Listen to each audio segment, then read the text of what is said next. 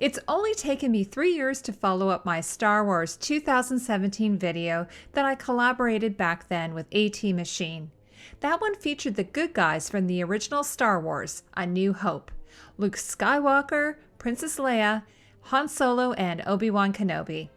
In this follow-up video, we're looking at the baddies, Darth Vader, the Stormtroopers, and the Imperial Navy. With any vintage movie like Star Wars, which is now 43 years old, when it was created long before the dawn of the internet, it's always difficult tracking down sources. So with that in mind, I've used multiple sources that you will find listed in the description below. Some sources might be less reliable than others, so I've done my best to cross-reference, but I might occasionally get something wrong. If you haven't seen the first video in this series, you can check it out. I'll leave a link below. Now get your nerd on as we do a deep dive into the costumes. According to Brandon Allinger, author of the Star Wars Original Trilogy Costumes book, Star Wars and Empire Strikes Back, costume designer John Mallow said that at George Lucas's suggestion, his costumes were designed to be color-coded so that the good guys wore organic colors and earth tones, while the bad guys wore more technological colors in black and gray. Mallow told StarWars.com that George Lucas made pronouncements of a general nature. First of all, he wanted the Imperial people to look efficient, totalitarian, fascist. Lucas told Mallow, "You've got a very difficult job here because I don't want anyone to notice the costumes. They've got to look familiar, but not familiar at the same time." In a final interview before his passing in 2017, seen here with his sketchbook that would later go to auction, Mallow told BBC's David Whiteley, "The costumes were pretty simple on the whole, very straightforward." Star Wars set decorator Roger Christian said that all science fiction before was very plastic and stupid uniforms and Flash Gordon stuff. Nothing was new. George was going right against that. He recalled in his book that George wanted the costumes for the Death Star to have that military preciseness, but to be natural, not designed. And according to Christian, John Mallow, a late hire in January 1976, had just a few months to turn his designs around into actual costumes before principal photography began in March. Christian stated that John Mallow had set up his office close to production designer John Barry so he could feed off the sets and designs and get help from John in designing the color schemes for the costumes. Christian explained that Mallow struggled with how to convey a sci-fi version of ranks and badges. Mallow was a military expert after all, having written books on the subject along with working as a war films consultant.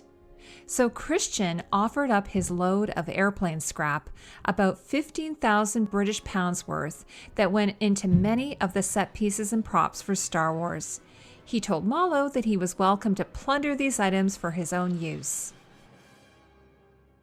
The Imperial Navy, sometimes referred to as the Imperial Starfleet, was the naval branch of the Galactic Empire's military. The naval officer's service uniform worn by Grand Moff Tarkin, General Motti, and General Cassio Tag, as we see them in the Death Star War Room, is an olive gray, double-breasted tunic with matching jodhpurs and tall black boots. Peter Cushing found the boots that came with his costume extremely uncomfortable to wear because they were too small for his feet, so he only wore them in a few shots in which Tarkin's feet could be seen. In all other shots, Peter Cushing wore a pair of fuzzy slippers. Here are some early concepts of the Imperial officers by artist Ralph McQuarrie. The Death Star elevators was completed in November of 1975, along with a pen and ink sketch that we see on the right. AT Machine wrote that McQuarrie's version of the Imperial officer uniforms feature 2 silver-white stripes down the front of the gray tunic. And we can see in these sketches that John Mallow was also playing with this idea as well. According to AT Machine, John Molo actually based the final design of the Imperial officer uniforms not on Nazi attire, but rather on the cavalry, to be precise the Ulan or light cavalry uniforms of the Imperial German Army, the name given to the combined land and air forces of the German Empire of World War I. The field gray color was introduced in 1910. Before that, the German Army wore uniforms of dark blue.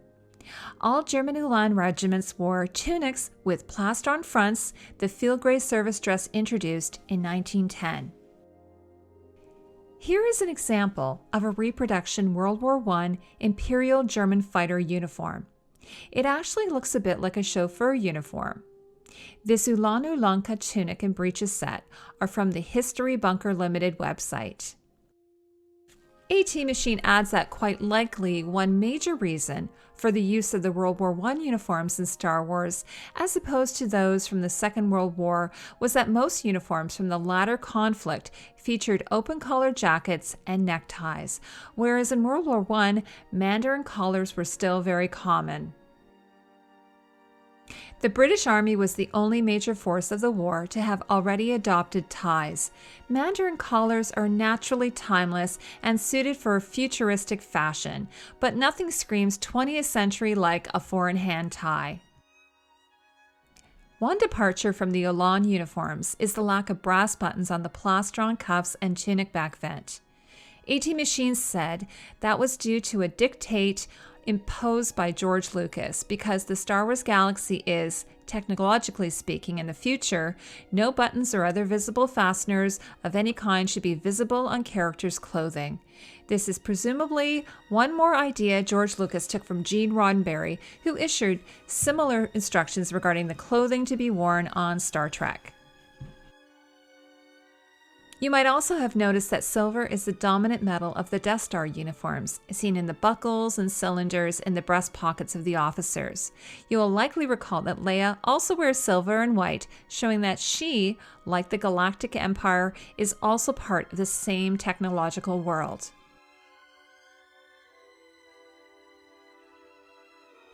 According to Bonham's Auctions, this Imperial Commander's jacket and trouser set from Star Wars 1977 are made from a green-colored wool mix, the jacket being side-fastening with pressed studs with silk effect lining.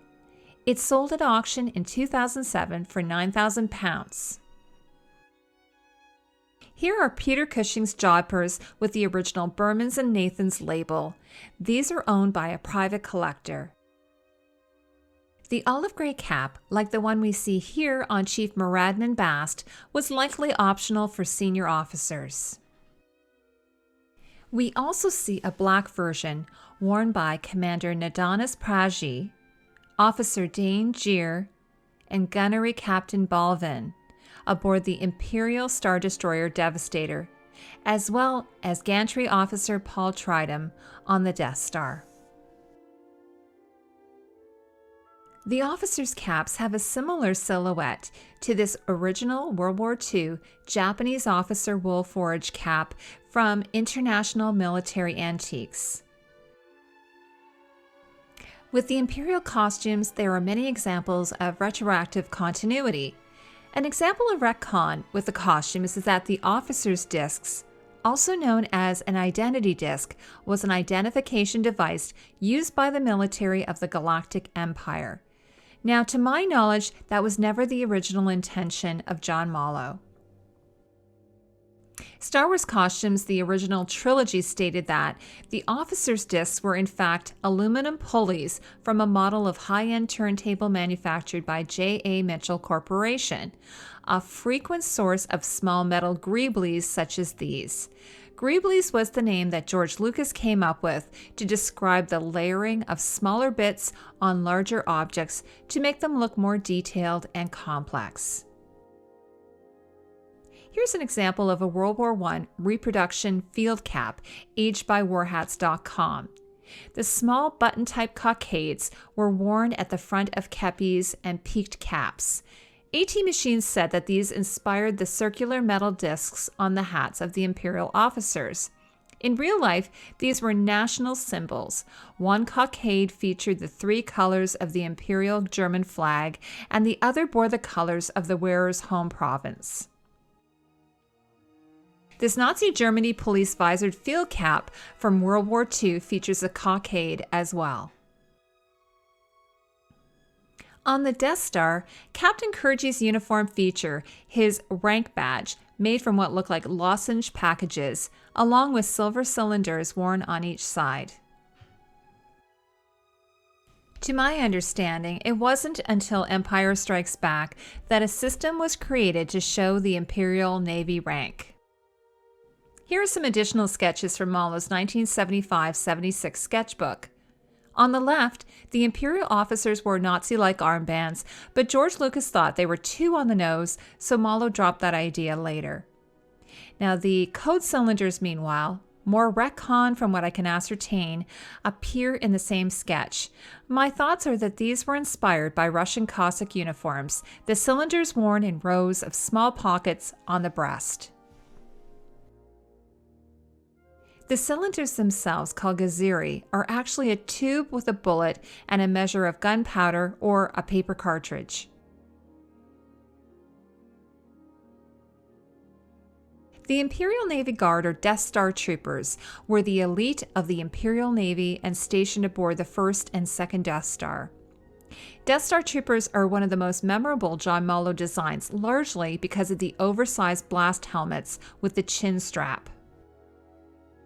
Spaceballs appear to parody the Death Star Troopers with the Rick Moranis character Darth Helmet, more so, I think, than Darth Vader's own helmet. Here are John Malo's concept ideas, a variation of Vader's helmet, the Japanese kabuto, and the lobster pot helmet. Star Wars Helmet stated that the black Imperial Guards helmets, called cheese graters because of the holes in the helms, were made by Andrew Ainsworth at Shepperton Design Studios. It's believed that Malo originally commissioned 20 helmets, but that more were actually produced.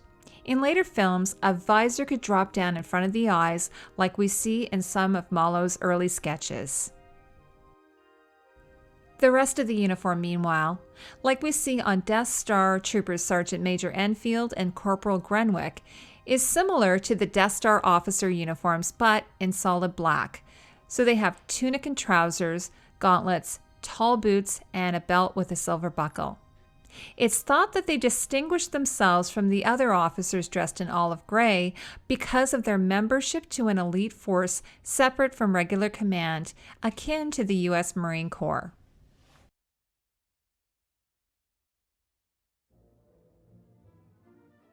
This is one of my favorite costumes from Star Wars, but like the Death Star Troopers, it's really the closed helmet that makes the costume. With simple black coveralls, gauntlets, and a belt, it's thought that 12 costumes were made in all. Here are some concepts from John Malo's sketchbook.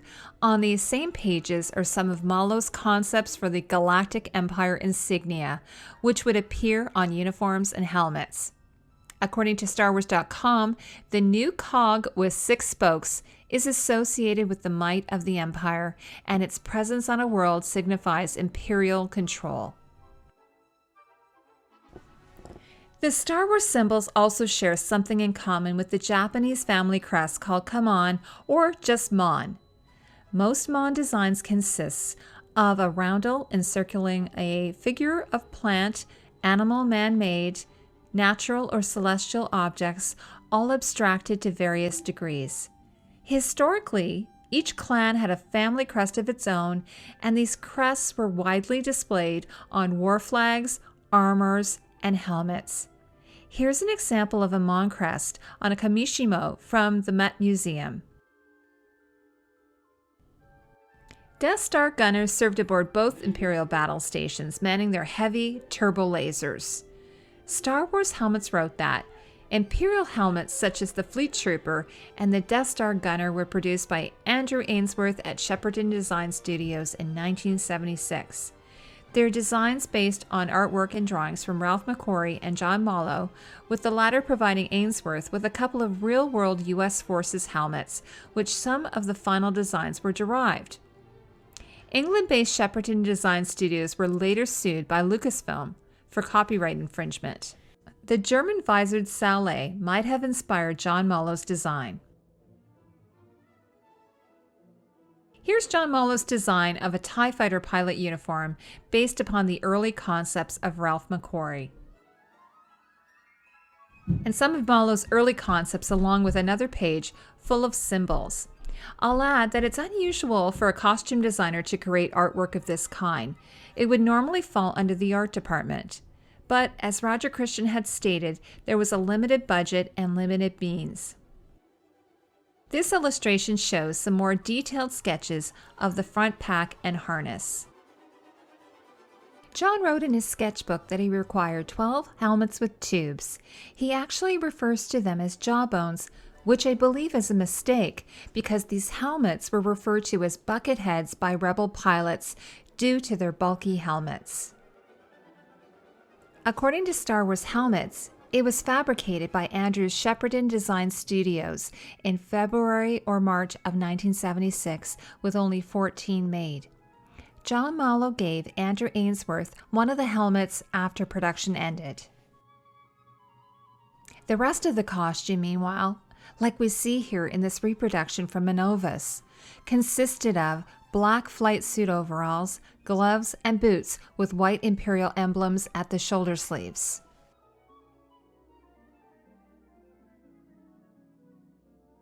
StarWars.com said that Stormtroopers were elite shock troops fanatically loyal to the Empire and impossible to sway from the Imperial cause.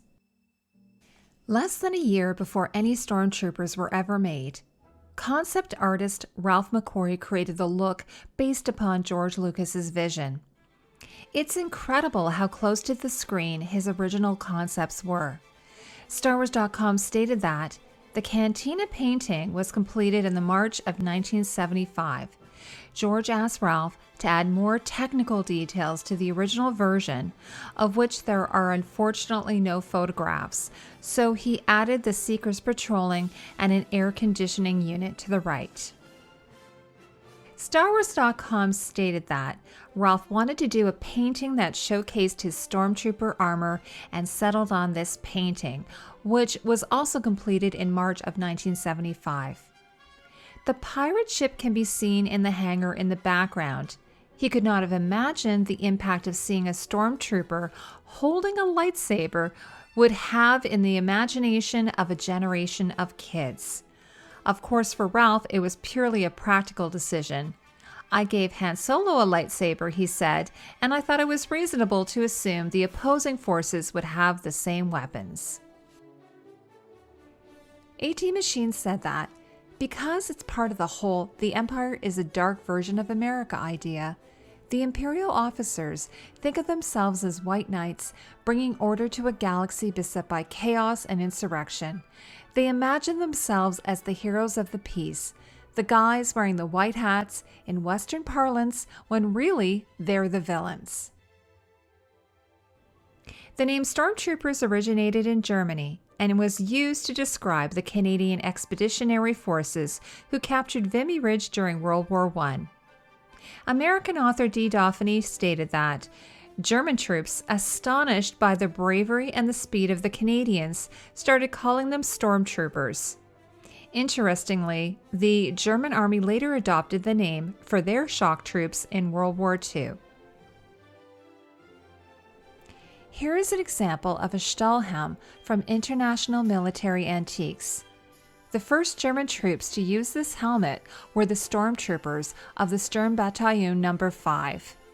This style of German World War II helmet, along with the Japanese kabuto, likely informed the silhouette of the Stormtroopers' helmets. AT Machine said that Ralph McQuarrie actually intended to have two different varieties of Stormtrooper helmets. One type would be used for the rank and file, the other for the Stormtrooper officers. The ordinary soldiers would have more symmetrical helmets with silver crowns. The officers' helmets, on the other hand, would greatly resemble a skull. In the end, the concept of two different trooper helmets was dropped, presumably for budget reasons. The third helmet on the right in this McQuarrie sketch appears to be an ordinary Stormtrooper's helmet with a silver dome, while the two at left are most likely officers' helmets. He added that Ralph McQuarrie's 1975 designs for Stormtrooper armor differed from the film version by giving lower-ranking troopers helmets with chrome tops. Here are some of concept artist Alex Tavalouris' drawings of the Stormtroopers. They, of course, look more like what we know of as the TIE Fighter costumes. Brian Muir said in a Star Wars Helmets interview that, "When I started off on the Star Wars picture, the first thing I did was sculpted the body armor for all of the Stormtroopers. That was everything on the Stormtroopers apart from the helmet, really. It was the same process with that, but we didn't actually do it on an actor. We got an average-sized person and molded that, and I sculpted everything on a figure. That was then molded and cast in plaster and carved up to be sharp. It was sculptor Liz Moore who assisted Brian Muir in creating the final design of the Stormtrooper helmets." Roger Christian wrote that, once the designs for the Stormtroopers' helmets were finalized in clay, they would be molded in fiberglass to make several costumes. They farmed out the Stormtroopers' costumes to outside suppliers to make. Again, they just didn't have the time or the labor to get them done. In a 2005 interview with John Mallow, StarWarsHelmets.com reported that the Stormtrooper helmets and many of the other helmets were the responsibility of Andrew Ainsworth at Shepperton Design Studios. The gloves worn by the majority of the Stormtroopers were made of rubber and had white vinyl handplate patches stuck to them. The Stormtrooper boots, meanwhile, were standard black UK Chelsea boots, which were stained white. 50 pairs of boots in all were ordered by Mallow. And it's possible that there were more, including Han and Luke's hero costumes. Here is Luke Skywalker's Stormtrooper torso armor as pictured in the Star Wars Original Trilogy costume book. Along with the helmet appropriate to unit and environment, the Stormtrooper officer uniform consists of white Stormtrooper armor and belt with utility boxes and blaster holster. When present, a colored pauldron at right shoulder indicates rank. From the auction house Bonhams, here's an original prototype Stormtrooper helmet made in 1976 in cream-colored vacuform plastic. It's stated on Bonham's website that it is believed that there are only a handful of these prototypes now left worldwide. This particular example was made pre-production out of a rather thin plastic and formed in 3 pieces. It sold in 2007 for £8,400. Once a heroic Jedi Knight, Darth Vader was seduced by the dark side of the Force, became a Sith Lord, and led the Empire's eradication of the Jedi Order. Ralph McQuarrie said in the book, Star Wars From Concepts to Screen to Collectible, Vader was mentioned in the script as some sort of Dark Lord of the evil side. With the desert setting so prominent, I think George at first envisioned him as a Bedouin-like character. He suggested that maybe Vader could be in a silk robe that always fluttered as he came in, and he might have had his face covered with black silk and have some kind of big helmet like a Japanese warrior. But during the initial concept stages, Vader's scarf became a mask. McQuarrie said, "Early in the script there was a description of Vader crossing between 2 ships in space, so I created this mask so he could breathe in space with a suggestion of teeth in the mask's grill work." Force Material wrote that what McQuarrie would add to that was something akin to a Japanese mempo, a mask used to protect a samurai's face and also to strike fear into their enemies. AT Machine said, Ralph McQuarrie at one point produced a quite unusual drawing of the faceplate of Darth Vader's helmet featuring a creepy bug-like mouth area. Today, unfortunately, the drawing apparently survives only as a photocopy. According to Star Wars Helmets, one of the early prototype Vader designs by Ralph McQuarrie was later used as the basis of the CZ-3 Jawa Sandcrawler droid, also seen in Mos Eisley. As with Vader, this was sculpted by Brian Muir and created like the Death Star droid to merely fulfill a background role in the movie. Vader's mask was first depicted here in McQuarrie's Laser Duel painting, completed in February of 1975. The mask and helmet were so distinctive, McQuarrie said, that it was decided they would be a permanent feature of the character Darth Vader. Here is another Ralph McQuarrie pencil sketch of Vader's helmet, and some early Alex Tavaleras concept sketches of Darth Vader based on Ralph McQuarrie's sketches, which were done in 1975.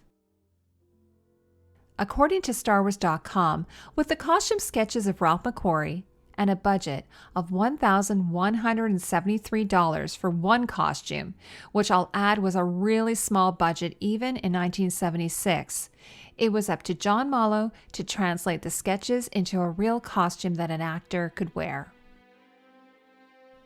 Without straying too far from the provided sketches, Mallow, inspired by not only the samurai influences, but also by World War I trench armor and Nazi helmets, made some sketches of his own to fine-tune the costume. He then hired costumers from Berman's and Nathan's to work on the undersuit, gloves, surcoat, and cape, while the job of sculpting the mask, chest box, belt, shoulder bells, shins, and the rest of the armor fell to sculptor Brian Muir. A.T. Machine stated that Mallow's interpretation of Vader's chest plate in these sketches is highly cybernetic in nature, with exposed tubing, ventilation grills, and control panels. It's likely, therefore, that these sketches date from the fourth draft, by which point Lucas had come to imagine Vader as a cybernetic being permanently encased in armor. In this particular sketch, A.T. Machine noted, Mallow has patterned Vader's chest armor after the plate armor of a medieval knight. The cape with the Imperial arrowhead on the left breast is also quite medieval in inspiration. Mallow's drawing of Vader is stylized knightly armor, meanwhile likely corresponds to the third draft. Vader's suit remained mainly an armored spacesuit, as Ralph McQuarrie had initially envisioned it. He added that the Imperial insignia seen here on Vader's chest plate, helmet, and cape are very reminiscent of the armor of the black-clad and helmeted villain, the Lightning, in the 1938 Republic serial, The Fighting Devil Dogs. The Lightning's all-black face-concealing costume had his white lightning bolt insignia marked on his cape and chest and helmet. His minions sometimes wore all-white radiation suits in the fashion of the Stormtroopers. John Mallow listed the individual costume pieces in his sketchbook: balaclava, gorget, leather elbow, gauntlets, leather knee pads, and greaves. Mallow told Star Wars Helmets that Ralph McQuarrie had already produced a number of designs which showed the impression of what they were looking for, but it was our job to turn these into real working 3D costumes.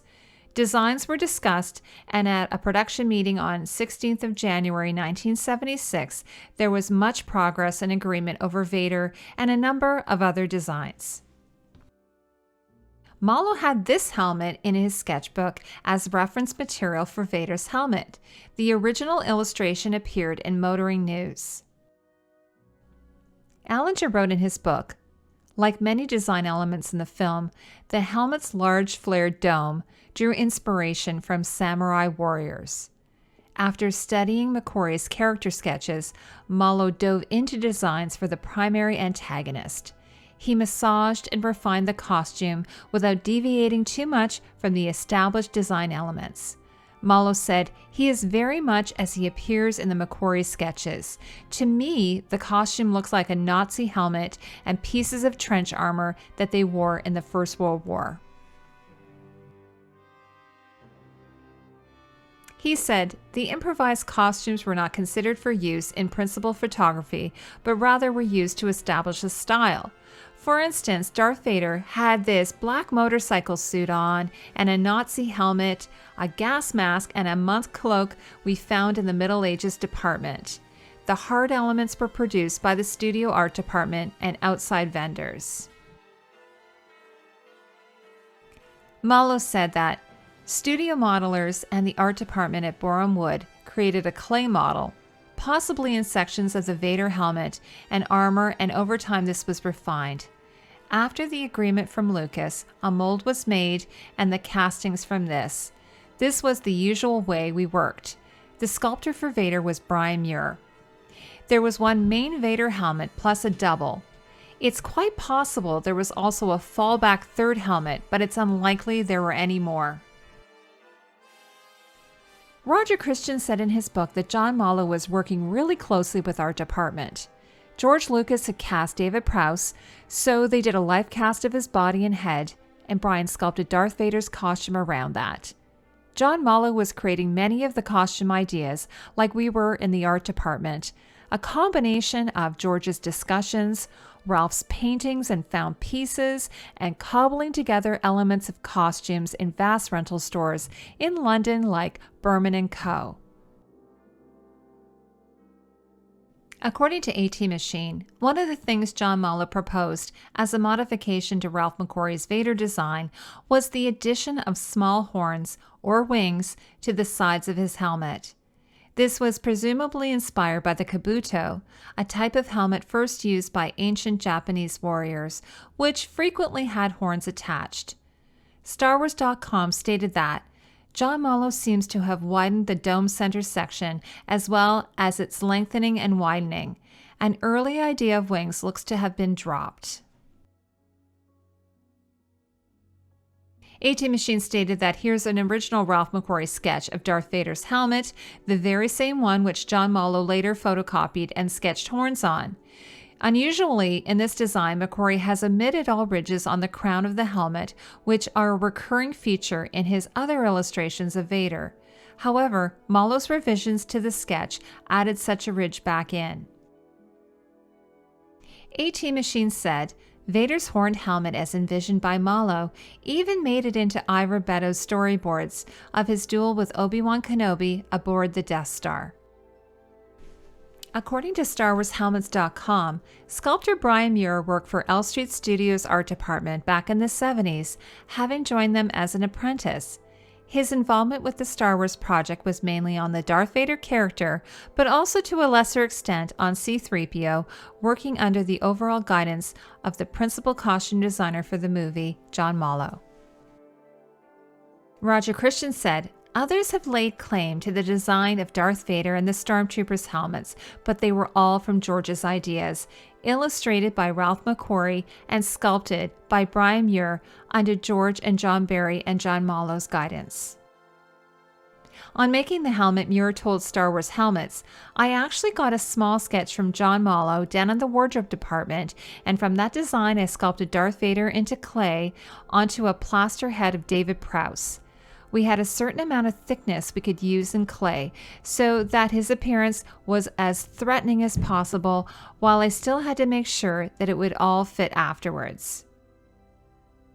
Muir said, I was doing 7-day weeks, so it probably would have been about 9 days on the mask and probably about 4 on the helmet.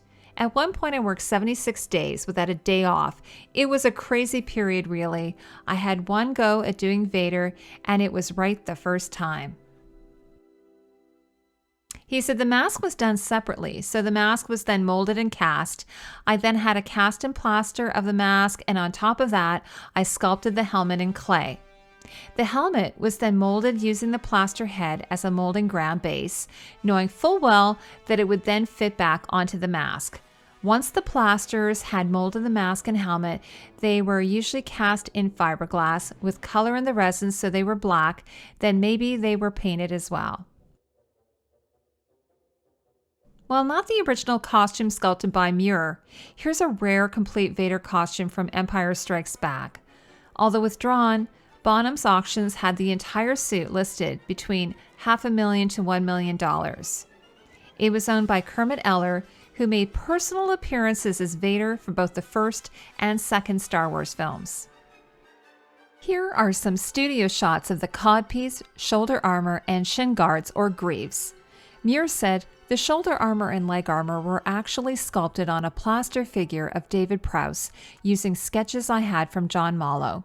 Because whatever is sculpted in clay, the body becomes a molding ground, so that the return of the clay when they mold it would always be cast out so that the armor would definitely fit back onto David Prowse perfectly. They would actually put foam into the back of the armor anyway. Pictured here are the 3 sections of Vader's fiberglass helmet and face mask. Roger Christian said, Production John Barry added the teardrop shapes to Darth Vader's helmet under the eyes, and then it was signed off and prepared for molding and casting. The foundation pieces of Vader's costume, made at Berman's and Nathan's, included this jerkin made from black muslin with quilted leather sleeves. And then worn over top were the matching leather vest, black stitched leather motorcycle type pants with zippered fly, gabardine shins to the ankle, and boot straps. The gloves were actually not production made, but stitched black leather motorcycle type gloves. Vader's boots are in fact a pair of gentlemen's riding boots. And then the chest box is fashioned from black and silver plastic with corresponding battery pack, while the belt is made from leather, metal, and plastic composite and held together on the inside with duct tape. And with a great deal of anticipation, I am thrilled to announce that I will be hosting a live stream featuring Star Wars set decorator Roger Christian on May the 4th, Star Wars Day. I hope you can join us from 1 to 2 p.m. Eastern Standard Time. I will leave a link in the description below. As always, thank you so much for spending time with me.